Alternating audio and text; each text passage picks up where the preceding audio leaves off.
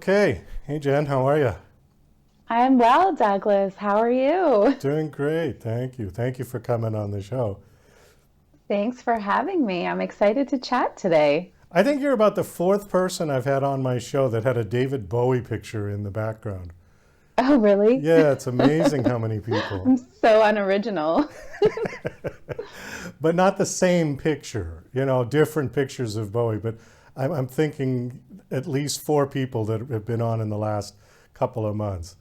There must be a David Bowie revival or something going on. Yeah, I think a lot of us are just feeling rebellious these days, right? Wow, he was the ultimate. Yeah, absolutely. hmm So you are an actor as well as a writer, Yep. and before we got on, we were talking about that you had worked with Harry Shearer and did some voice work on his new album, Derek Small's solo. I didn't even know they did a solo album for that. Yeah, you know what? I completely fell backwards into it. I wasn't hired to be part of the project at all. I was at my friend's studio. We were we had an appointment to work on a score for one of my short films. And he was also working on Harry Shearer's album at the time, the Derek Smalls album. And when I walked in, he was just finishing up a track and asked me if I could do a British accent just to lay down scratch vocals, not singing, just saying a few words in a British accent. And I just did it and didn't think about it. And then we moved forward with our appointment for my own production. And a couple years later, I got a call from my friend, and he's like, "Yeah, Harry is going to keep your vocals on the album. We're going to send you a check." I was Well, like, that's "What? great.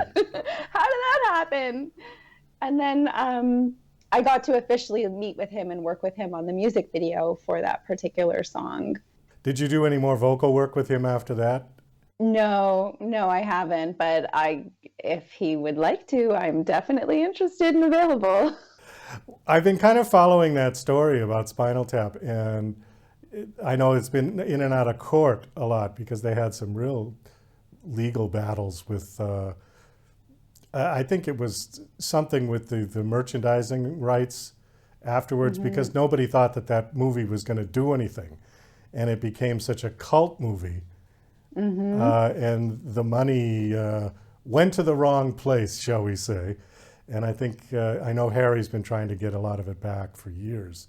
I don't know how that settled out, but I'm always interested when I see things like that. And when you see artists who get ripped off for their work, it just infuriates you because we all struggle for getting as much whatever we can. And in this business, it can be such a rip off for artists sometimes.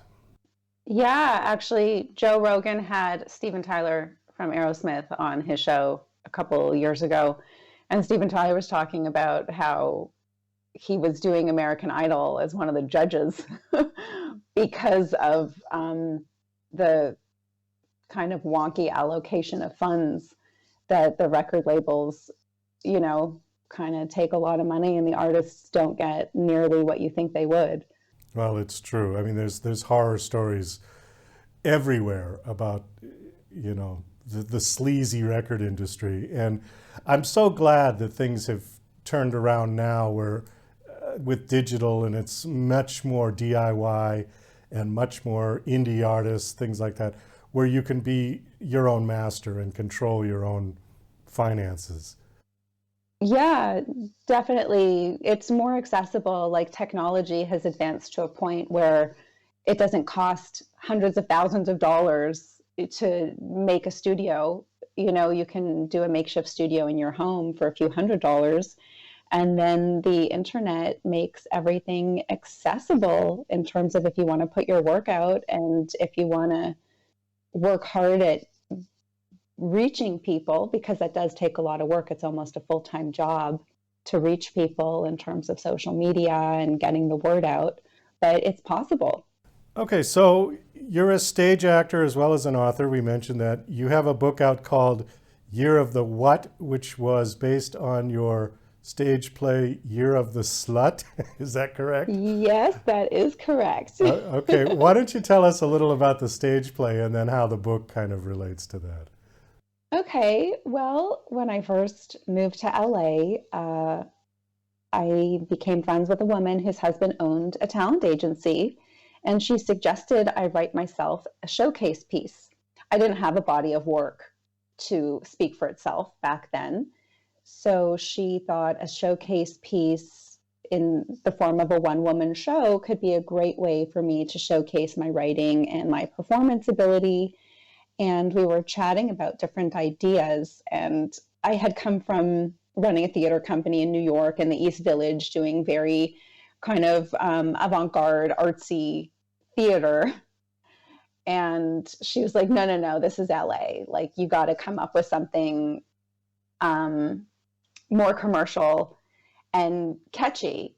You know, in terms of a title, you need something that's going to grab people right away, and they're going to want to leave their house and come to the theater, which in the age of streaming is almost impossible. I think after COVID, it's going to change. I think people are going to be dying to get out of their homes. I agree with you, yeah. But when I was developing this show, it was more of a challenge. And also you're competing with all the Broadway type shows that are going on in LA, like at the Pantages or the Geffen or the Kirk Douglas Theater. They have, you know, big actors and big followings. So I kind of just rattled off this title, Year of the Slut, like as a joke. You know, like a Sex in the City, but a coming of age story. Sex in the City, the characters were in their mid-30s. So they were a little more self-aware and confident. So this story was loosely based on my life moving to New York from small town Canada and dealing with the dating scene and relationships and sex from a more naive and sheltered point of view. So we came up with that idea, and I had the title first and then just kind of came up with a story that fit. And like in the movie La La Land with Emma Stone, nobody from the industry that I was hoping would come really came. However, I now had this piece that I was really proud of that could showcase my ability. I played 10 different characters. Wow. So, yeah, so 10 different voices, physicalities, all of that stuff. I ended up getting into a festival in New York, and I won the Audience Choice Award at the festival. And I completely attributed my success to the title of the play. We got some press, we got some ads in the Village Voice, we got write-ups in Time Out magazine, things like that. And I think because it was such a racy, provocative title, we were able to get people into our little theater in the East Village when we were competing with Broadway and everything else New York had to offer. So after that success, somebody suggested, like, oh, this would be a great chick lit book. Why don't you write it? So I did. And then I, again, like crickets, sent it out to like literary agents and publishers, and nobody was interested. And it was many years of working at it, working really hard, trying to get it off the ground, and then just being completely discouraged and not being able to look at it for a year or two. And then somebody else kind of reminding me about it and saying like, oh no, you know, it was a good piece. You should go back to that. Like, and then eventually my boyfriend a few years ago heard I had a book, that I had written a book. It's like, what do you mean you have a book? And he was the one who convinced me to just self-publish it, make it to the finish line, regardless of if it goes anywhere, if it ever sees the light of day. At least I finished it and put it out in the world. So I did. Okay, let me get an idea of what the show is like. So you said it's a one-woman show, so you're up on stage alone. You have 10 different characters that you do. Is it like a live, and I'm trying to think of the best way to phrase this, like a live diary? Like you're just talking about your feelings and experiences and what the different characters have gone through, like introspection, reflection? Not really. It's a lot of action in the moment. Oh, like, okay. There are right. pieces where the protagonist kind of talks to the audience and sets up a scene, but then I would play the characters in the scene and kind of look this way and pretend I'm talking to somebody, and then change into the person they're talking to and talk back to that other okay. person. Oh, all right. So if you John Leguizamo is like the king of the one man show. He has several that have been turned into HBO specials where he plays a bunch of different characters. And there are a couple of movies that were originally one person shows that turned into bigger pieces. So My Big Fat Greek Wedding was originally a one woman show. A Bronx Tale was originally a one man show. Right, right. So it's a lot more accessible when you're an out of work actor to write a self-contained piece, because you can do all the rehearsals in your living room, and you don't have to hire a cast of other actors to play all the roles. So you can have it contained, and you can also kind of take it on the road cheaply, in terms of, a lot of times it's a bare bones production. You don't have these big sets that you're moving around. So it's just kind of a great vehicle that actors can do for themselves. And actually, if you're familiar with the TV show Fleabag, that started off as a 10-minute one-woman show that Phoebe Waller-Bridge was doing, and she ended up getting a huge not TV deal, but Netflix deal, I believe, to make it into a series. So how does the book tell the story? Does it just tell the story of how you put it together, or is it the actual storyline? Oh, no, it's a novel. It's a chick lit novel, like a romantic comedy that gets a little racy in places, like a Sex and the City. Okay, but how is it related to the show? Or is it's the story that I tell in the show now being told in the book? Oh, I see. Okay. In the book, yeah. Okay, I gotcha. And originally, I did launch it with the title Year of the Slut, and I came across a lot of roadblocks because I was censored by Amazon and all the social media outlets. They wouldn't approve any ads because the word slut is considered too offensive, even though the book is deconstructing a word that's used as a weapon against women. I think it's funny, the year of the what. I think there's a comical edge to that title, if people know what it actually is supposed to be. Yes, as soon as they get into the first chapter, they will know what the title actually is. And it ended up working out because this story has turned into a trilogy, and book 2 is Year of the Bitch. And bitch is also going to be censored the same way slut was censored. So the Year of the What umbrella gives me the leeway to kind of do whatever I want without having to face the censorship. We've got about 1 minute left. How is the book doing? I've been getting some great reviews. I've got great reviews on Amazon.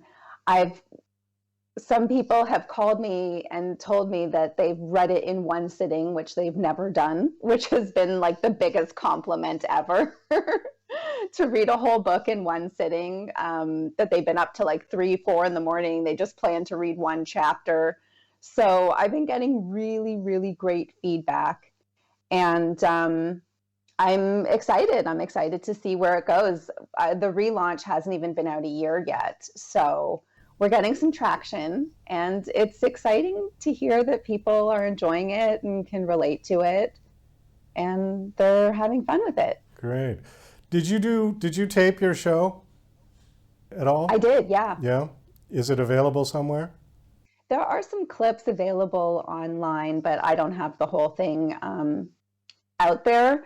One of the major reasons is, unless you have a professional film crew, it's very hard to capture theater in a way that does the project justice. Well, that's true.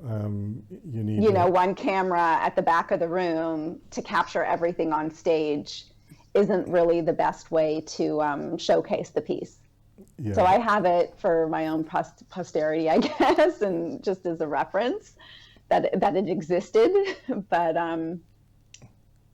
so the whole piece isn't available, but my YouTube page has a few of the clips from the show. Okay, great. And is the show currently playing somewhere? Oh, no. No.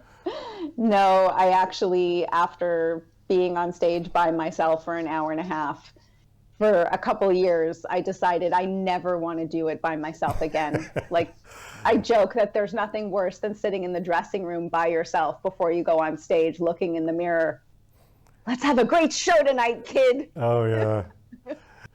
I had Sam Harris on the show a couple of months ago, and he did a similar kind of thing, a one-man show of his life. It's called Memoir. I think it's called Ham, H-A-M. Oh, and cool. You know who Sam Harris is, right? Yes. Yeah. And so he goes through his life, basically his life story, and he sings along the way. So it's a musical memoir. And we talked about that, and he kind of said the same thing. He said, you know what? And then they did a production of it for video, and he said, yeah, I don't think I want to do that again. It's a lot of energy. After I did mine, I was actually hired to do a one-woman show in Australia. So I did 2 one-woman shows back to back. I played 7 characters in that show. I played 10 in mine. So within like a 3-year period, I had been doing all this work by myself. And it's like, I want to go play with friends. Yeah. I hear you. Jen, we do have to wrap this up. Thanks so much for coming on. Do you have a website that you want to give out? Yes, definitely. So the website for the book is yearofthewhat.com, and you can get lots of updates on the book and events and little sneak peeks and stuff there. And in terms of my performance and production work, JenniferLiebermanActor.com. Okay, great. Thanks so much for coming on the show. It's nice meeting you. Nice talking to you. Thank you, Douglas. So